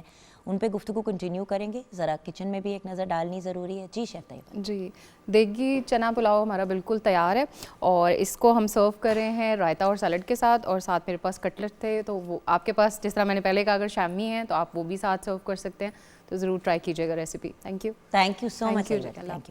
اوکے, جیسے کہ آپ جانتے ہیں ویورز, ڈاکٹر ثمینہ کوثر ہمارے ساتھ ہیں, اور پروفیسر ڈاکٹر خواجہ زاہد عزیز. ڈاکٹر صاحب, یہ جو ابھی ہم بات کر رہے تھے آرٹیکل 370 کی, 35A کی, یہ ان آرٹیکلس کی جو ایبروگیشن ہوئی ہے, کیا اس کے بعد مسئلہ کشمیر ختم ہو گیا ہے یا کیا ہے؟ کچھ سمجھ نہیں آ رہی نا, مطلب کہ یو سی یہ اتنی ٹیکنیکل چیزیں ہیں کہ عام عوام کے پوائنٹ آف ویو سے ان کو انڈرسٹینڈ کرنا بھی بڑا مشکل ہے. اصل میں جو مودی گورنمنٹ کی جو پالیسی تھی نا, اور ان کی جو خواہش تھی یا ان کا جو پلان تھا, وہ تو یہی تھا کہ ان آرٹیکلز کی ایبروگیشن کے بعد, جو کہ ہم تو اس کو غیر آئینی کہہ رہے ہیں نا, بالکل, تو ان کے بعد مسئلہ کشمیر ختم ہو جائے گا, جبکہ مسئلہ کشمیر جہاں تھا وہیں ہے. ان آرٹیکلز کے خاتمے کے بعد اس پہ کسی قسم کا کوئی اثر نہیں پڑا. ٹھیک ہے. اس کی سب سے مین وجہ کیا ہے کہ ظاہر بات ہے بھارت اس کو خود اقوام متحدہ میں لے کے گیا, پہل اس نے کی. پاکستان نے تو حتی الوسع کوشش کی تھی کہ یہ معاملہ سیٹل ہو جائے, لیکن چونکہ اس کی ہٹ درمی تھی وہ لے کے گیا, اور پھر الحمدللہ اس کو منہ کی کھانی پڑی جب اقوام متحدہ کے سلامتی کونسل نے جب کہہ دیا کہ بھارت غلطی پہ ہے, پاکستان بالکل ٹھیک ایجنڈے پہ ہے کہ یہ متنازع علاقہ ہے, ہم اس کو مانتے ہیں. تو سلامتی کونسل کی جو 1957 کی جو قرارداد ہے نا جی, 122 نمبر قرارداد, اس کا جو متن ہے وہ یہ کہتا ہے کہ ریاست جموں و کشمیر کے علاقے کی کوئی بھی قانون ساز اسمبلی, ہاں جی, ایک اکیلے طور پہ استصواب نہیں کروا سکتی. ٹھیک ہے. نہ وہاں رائے شماری کروا سکتی ہے, نہ وہ اکیلے کو ڈیسیژن لے سکتی ہے, اور ہو یہی رہا ہے. ٹھیک ہے جی. اب چونکہ یہ معاملہ جو ہے یہ سلامتی کونسل کے ایجنڈے پہ ہے, سلامتی کونسل جب چاہے گی, جب حالات بہتر ہوں گے اور مکمل پورے ریاست جموں و کشمیر میں, یعنی 84,471 مربع میل کی جو ریاست ہے, اس کے اندر متفقہ طور پہ رائے شماری ہوگی, وہ منصفانہ ہوگی, غیر جانبدارانہ ہوگی, تب اس رائے شماری کو تسلیم کیا جائے گا. تو اس لیے بھارتی جو گورنمنٹ ہے یا انڈین پریزیڈنٹ کا جو غیر آئینی سٹیپ تھا, اس کے اس مسئلہ پر کسی قسم کے کوئی اثرات مرتب نہیں ہو رہے. میڈم آپ کچھ ایڈ کرنا چاہیں گی اس بات میں؟ ڈاکٹر صاحب نے جیسے بات کی آرٹیکل 370 اور 35A, ڈاکٹر صاحب ایکچولی اتنی مکمل سی بات کر جاتے ہیں نا کہ ہمارے پاس کچھ رہتا ہی نہیں ہے ڈسکس کرنے کو. تو اس پہ ہیڈ ایویں تو نہیں ہے نا ڈپارٹمنٹ کے پھر. ہاں جی. تو اب وہاں پہ کشمیری اس پہ احتجاج کیوں کر رہے ہیں؟ آپ کو پتہ ہے کہ جو اس آرٹیکل کے, کیونکہ سمجھ نہیں آ رہی نا میڈم اسی بات کی کہ جب جموں کشمیر کے لوگ ہندوستان کے آئین کو نہیں مانتے, بالکل, اور ان غیر قانونی تبدیلیوں کے خلاف احتجاج کر رہے ہیں, تو مطلب وہ آپ کو پتہ ہے کہ اس کیس کا جو سپریم کورٹ میں یہ جو کیس لے کے گیا, وہ کشمیری ایک نوجوان تھا, لیکچرر تھا, وہ لے کے گیا یہ اس کیس کو. تو ظاہر ہے جب ایک غاصبانہ قبضہ ہے تو پھر اندازہ تو ان کو بھی چیزوں کا تھا، پر دنیا کو پتہ تو چلا نا کہ ایک بات ہوئی. بلکہ ڈاکٹر صاحب کی بات کو نا کنٹینیو کروں گا اس حوالے سے کہ جیسے کہ ابھی آپ نے یہ کوشچن پوچھا تو اس میں ایک ہمارے علم میں یہ بات ہونی چاہیے کہ وہاں کی جو حریت قیادت ہے، ٹھیک ہے جی، جو جس کا ماٹو کیا ہے کہ ہم نے ہر حال میں بھارت سے آزادی لینی ہے. بالکل. ٹھیک ہے جی. اب اس آزاد سوچ رکھنے والی قیادت کو جو بھارتی گورنمنٹ ہے وہ مختلف موقعوں پر مختلف لالی پاپ دیتی ہے. اچھا، لالی پاپ بھی دیتی ہے اور غائب بھی کر دیتی ہیں ہاں لوگ. جی، وہ لوگ بھی غائب ہو جاتے ہیں، پورا پورا بندا غائب، پورے پورے گروپس لوگوں کے غائب ہو جاتے وہ ہیں. لالی پاپ کیا ہوتے ہیں جی کہ آپ لوگ ہمارے ساتھ مذاکرات کریں لیکن انڈین آئین کے اندر رہ کر. جب وہ انڈین آئین کی بات کرتے ہیں نا تو وہاں کی جو حریت قیادت ہے وہ اس کو مانتی نہیں ہے. بھئی زبردستی کے اصول تو نہیں اب آپ بنا وہ سکتے. کہتے ہیں نہیں، ہم نے آپ سے بات کرنی ہے انڈین آئین کے چھتری کے نیچے نہیں کرنی، ہم نے آپ سے کھل کے بات کرنی ہے. یہ ہمارا اپنا بنیادی حق ہے. اور ان کا جو احتجاج وہ اس لیے ہے کہ ان آرٹیکلز کی ابریگویشن کے بعد وہ وہاں کی جو سب سے مین جو لینگویج ہے، جو اس وقت کشمیر میں اردو ایک سرکاری زبان ہے، اور یہ I think 1989 round about Pratap Singh کے دور سے اس کا امپلیمنٹیشن ہوا ہے. اور ان کی جو پہلا جو ان کا سٹیپ ہے کہ اس کو ختم کیا جائے اور وہاں پر ہندی کو لانچ کیا جائے. ٹھیک ہے جی. اور وہ اس لیے احتجاج کر رہے ہیں. دوسرا جو سٹیپ ان کا یہ ہے کہ وہاں کا جو ایک کلچر ہے اس کو ڈیمیج کرنے کی کوشش کی جا رہی ہے. ٹھیک ہے جی. اور یہ کلچر کو آج کا نہیں ہے، 5000 سالہ اس کی تاریخ ہے. اور یہ سارا کلچر ایران سے آیا اور وہ ساری چیزیں ان کو ڈیمیج کرنے کی کوشش کر رہے ہیں. پھر وہاں کی جو اکانومی ہے اس کو ڈیمیج کرنے کی کوشش کر رہے ہیں، جو ڈیموگرافک چینجز لا رہے ہیں. اور یہ سارے وہ اسپیکٹس ہیں جن پہ وہ احتجاج کر رہے ہیں. لیکن دیکھیں نا میڈم، بات تو ساری زور زبردستی پہ آ جاتی ہے. بالکل یہ ایسے ہی سارا ہے، کا سارا ایسے ہی ہے. مسئلہ، آئی ایم ویری سوری، آپ پڑھی لکھی لینگویج میں کچھ بھی کرتے ہیں لیکن ہے تو یہ نری گنڈا گردی. گنڈا کر دی ایسے ہی اے ہے. میرا ہے. ہاں جی. وہ جس طرح ہم پہلے نہیں کہتے تھے کہ یاد ہے جب چھوٹے ہوتے تھے تو سنتے تھے وہ فلاں نے فلاں کی پوری زمین پہ قبضہ کر لیا، وہاں پہ ڈیرا لگا کے بیٹھ گئے اور اگلے کو لینے نہیں دے رہے. کاغذات بھی ان کے پاس ہے کہ یہ ہماری زمین ہے تو انہوں نے منشیوں سے چینج کرا دی. تو یہ وہ والی چھوٹے اسکیل کی چیز اتنی بڑی اسکیل پہ کشمیر میں ہو رہی ہے. تو بھائی آواز اٹھائیں، تو آواز اٹھائیں. میڈم اکیلی، سر اکیلے، میں اکیلی، 6 10 15 لوگ چلو بات کر دیتے ہیں.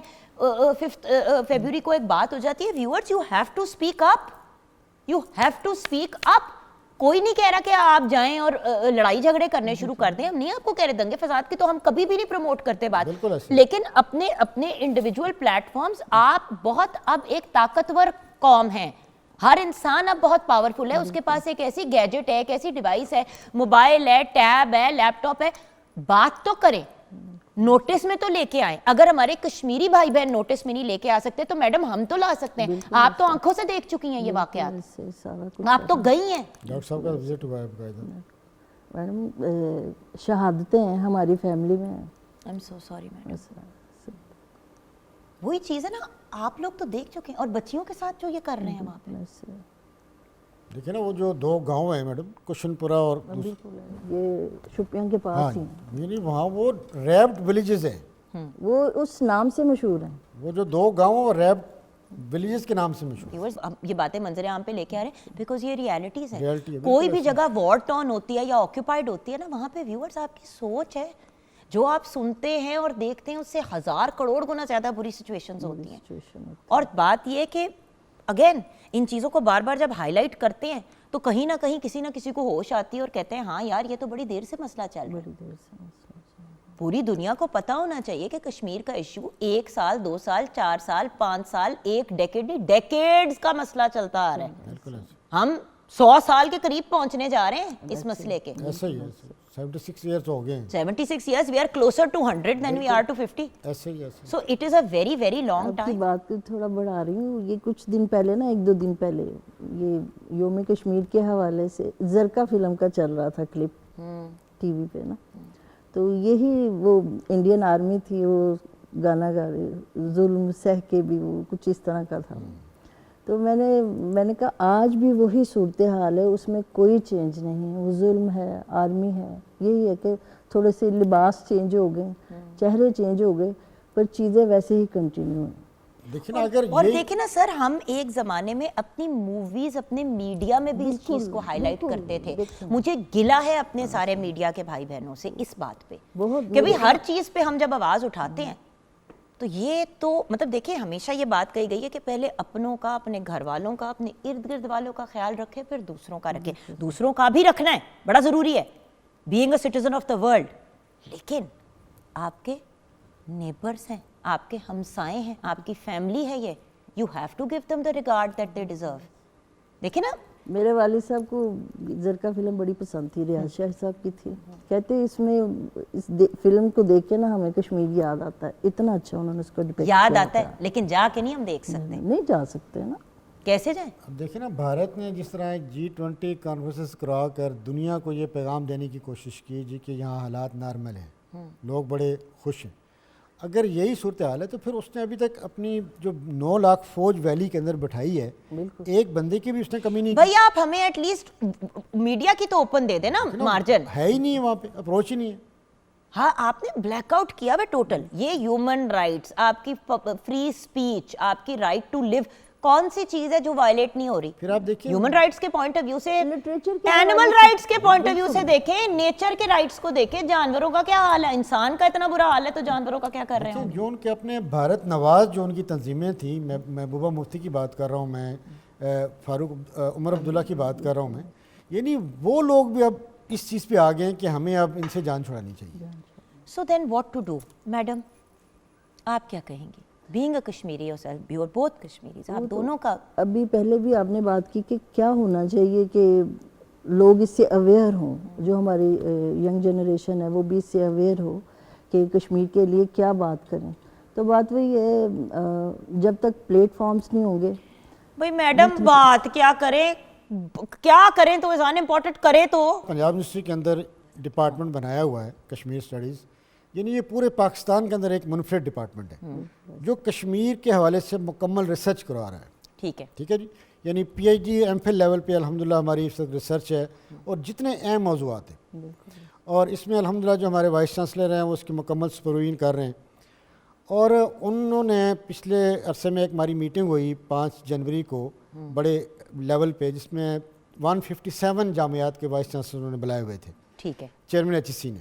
تو اس میں یہی طے ہوا کہ تمام جامعات کے اندر یعنی کشمیر کے حوالے سے کوئی نہ کوئی ایکٹیویٹی ہونی چاہیے. بالکل. اس ایکٹیویٹی کا مقصد اور مطلب یہ ہونا چاہیے کہ بچہ کم از کم اویئر ہو, جو بھارتی پروپیگنڈا ہے اس کو نگیٹ کرنے کے لیے سوشل میڈیا کا استعمال کرے, وہ اخبارات میں لکھے, رسائل جرائد میں لکھے, تاکہ پوری بین الاقوامی دنیا تک یہ بات پہنچے کہ پاکستان الحمدللہ اپنے سٹانس پہ مکمل کھڑا ہے. اور اس کا یہی حال ہے ہمارے پاس کہ ہم نے اپنی جنریشن کو تیار کرنا ہے. اور ایک بات بتاؤں ویورز, جنریشن کو گائیڈنس دینا ہمارا کام ہے. حمزہ کو پتہ ہونا چاہیے کہ کشمیر میں کیا ہو رہا ہے, 17 سال کا ہے. حسن 7 سال کے ہیں, اور 2-3 سال میں نے اس کے ساتھ بھی بیٹھ کے یہ ٹاک کرنی ہے. اس کو پتہ ہونا چاہیے, اس کو بتانا میرا فرض ہے ایک ماں ہونے کے ناطے. اینڈ آف کورس اگر اس کے سوال ہیں ان کا جواب دوں, اگر سوالوں کے جواب نہیں ہیں تو ریسرچ کروں اور ان کو بتاؤں, اور اگر میں نہیں بتا سکتی تو کسی ایسے بندے کے پاس اس کو ہم بھیجیں. دیکھیں ہم نے اپنے بچوں کو قرآن پاک سکھانا ہوتا ہے, ہم لوگ خود سکھاتے ہیں, لیکن اگر ہمارا جیسے کہ مجھے صحیح طرح عربی نہیں پڑھنی آتی, میں ہمیشہ قاری صاحب کے ساتھ بیٹھ کے ہی پڑھتی ہوں, تو بچوں کے لیے ہم نے قاری صاحب لگائے جو ٹرانسلیشن کے ساتھ بچوں کو سکھاتے ہیں, رائٹ, تاکہ وہ انڈرسٹینڈ کر سکے. اسی طرح بیٹے, اسی طرح اپنے بچوں کو, اپنے نیسز کو, نیفیوز کو بتائیں. These are important things for them to know. Generation to generation جب تک یہ گفتگو چلتی رہے گی تب تک کچھ ہو سکتا ہے. جس دن یہ گفتگو ختم ہو گئی نا ویورز, پھر سب کچھ ختم ہو گیا. میڈم آپ کیا کہیں گی؟ ینگ جنریشن کے حوالے سے اس میں تھوڑا سا ادب کی طرف آ جاتے ہیں. میں ایک جسے کہیں کہ شاعر کے انداز میں جو ایک پیغام دینا چاہوں گی نوجوان نسل کے لیے. آپ اتنا خوبصورت لکھتی ہیں تو ہمارے لیے آنر ہوگا میڈم. مثلا وہ موٹیویٹ کرنے کے لیے کہ سنار چھک س الاؤ چھک س یاونک جلاؤ چھک ماں روز ابر تل سٹت ماں روز ابر تل کھٹت नेबर नेर वन ते बन सटत,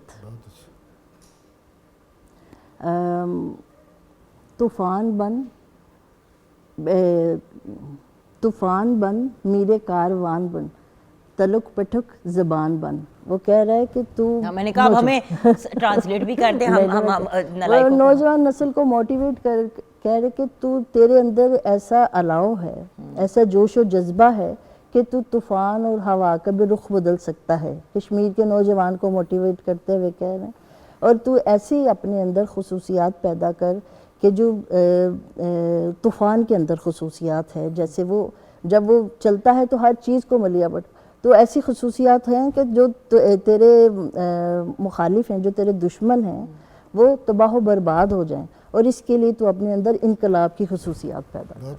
इतने खूबसूरत मैसेज के साथ हम अपने आज के शो को क्लोज़ करेंगे, मगर ये गुफ्तगू क्लोज़ नहीं होनी चाहिए व्यूअर्स, ये गुफ्तगू कंटिन्यू करनी चाहिए, ये डिस्कशन, ये डिबेट।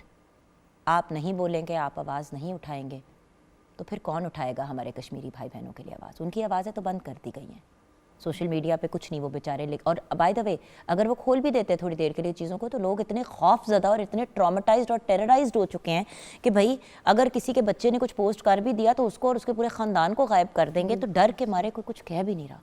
हम तो बोल सकते हैं ना, हम तो बोल सकते हैं, हमें बोलना है, हमें आवाज़ उठानी है। अल्लाह खैर करेगा, इंशाल्लाह कश्मीर बनेगा पाकिस्तान, और हमारे कश्मीरी भाई बहन जिस मुश्किल टफ़ टाइम से गुज़र रहे हैं, जिन अज़ियतों को फेस कर रहे हैं, जिन स्ट्रगल से गुज़र रहे हैं, अल्लाह ताला उनको इनमें से सुरखरू करके निकाले। आमीन सुम आमीन। अपने प्यारे कश्मीरी भाई बहनों को एक नगमा डेडिकेट करते हुए हम शो क्लोज़ करेंगे। हमारे प्यारे प्यारे गेस्ट तो नहीं हैं, मेरे भाई बहन हैं, उन्होंने आए शो पे, अल्लाह उनको खुश रखे, ज़िंदगी दे, और हमारे कश्मीरी भाई बहन हैं एक्चुअली सेट पे हमारे साथ हैं। हमारी प्यारी सी बहन शायद तैयबा, सबका शुक्रिया, अपना ख्याल रखिएगा और हमारे कश्मीरी भाई बहनों को दुआओं में ज़रूर याद रखिएगा। आइए इस नगमे को देखते हुए शो क्लोज़ करते हैं।